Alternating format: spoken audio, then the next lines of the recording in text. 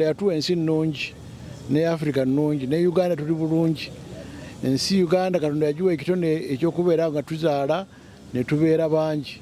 Tusaba muka bakozesa DNA babeere begendereza science oluusi akole ensobi bw'otegeereza bulungi n'owa ebivaamu results nga nkyamu ne zireetera amaka okwonooneka.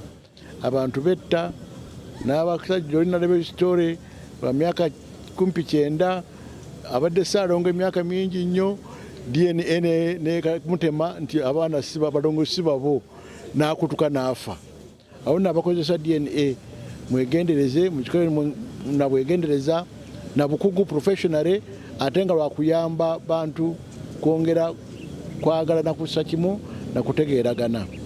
Naye era DNA bwabanga ddala kituufu abantu bangi bazaalibwa wadala ne balagibwa wadala kiraga obubwenyufu n'obutali bwesigwa mu bantu mu nsi yaffe.